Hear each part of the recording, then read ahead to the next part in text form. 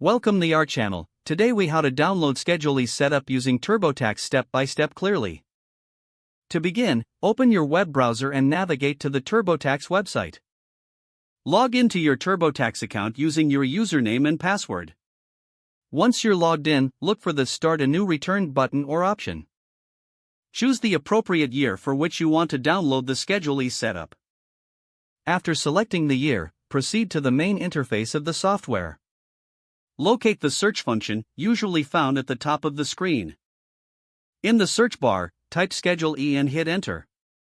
Select the option that mentions Rental and Royalty Properties. This will bring you to the section dedicated to Schedule E. Follow the prompts to begin entering your property information. If you are required to download a form, TurboTax will guide you through the process. Select Download or Print when prompted to generate your Schedule E form.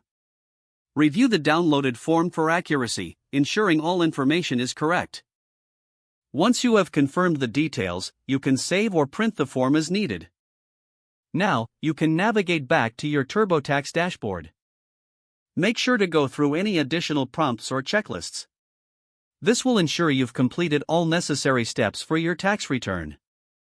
Finally, keep a copy of your Schedule E form for your records. If the page does not load, refresh the browser or try again in a private or incognito window.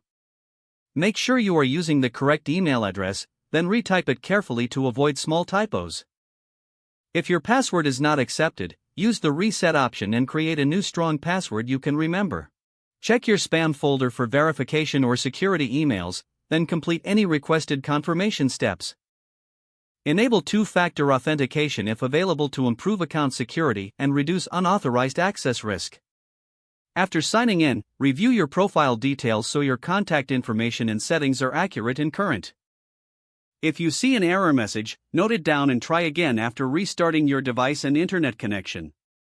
Log out when you finish, especially on shared devices, to keep your account and payment information secure. If the page does not load, refresh the browser or try again in a private or incognito window. Make sure you are using the correct email address, then retype it carefully to avoid small typos.